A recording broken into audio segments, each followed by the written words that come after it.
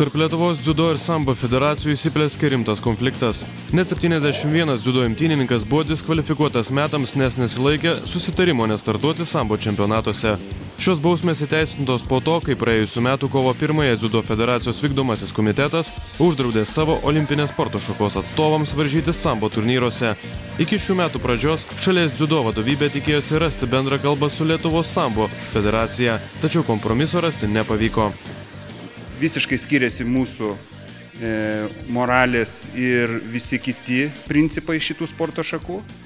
Ir mes nemanome, kad mes privalom auginti sportininkus, kurti, sakykime, bendrą infrastruktūrą tokios sporto šakos kaip dziudo, olimpinės sporto šakos ir duoti naudotis neatlygintinai arba dar dėl to turėti kažkokių tai nesutarimų kitoms sporto šakų federacijoms. Ar tai būtų sambo, ar tai būtų kitos kovinės sporto šakos, ar dvikovės sporto šakos, nes čia tiesiog net nelogiška yra tai, kad kažkas galėtų primesti mums, kad mes turėtume tuo pasidalinti su kažkuo.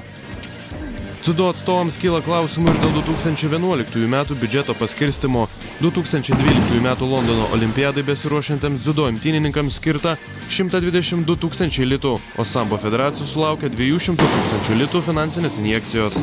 Kada per visą Lietuvą dirba keli šimtai trenerių dziudo ir kada dirba 3 treneriai ar ten 4, aš sakau, mes nenorim numenkinti sporto šakos, gal net ir iki 5 daeitų šiandien dienai.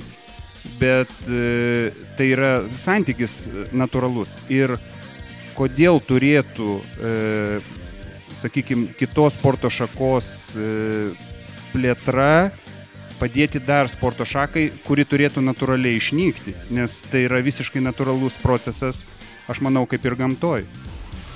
Šiuo metu Lietuvos sambo federacijos prezidentas yra išvykęs į Maskvą ir savo nuomonę šiais klausimais pateiks jau kitą savaitę Sport 1 Žinios Plius laidoje.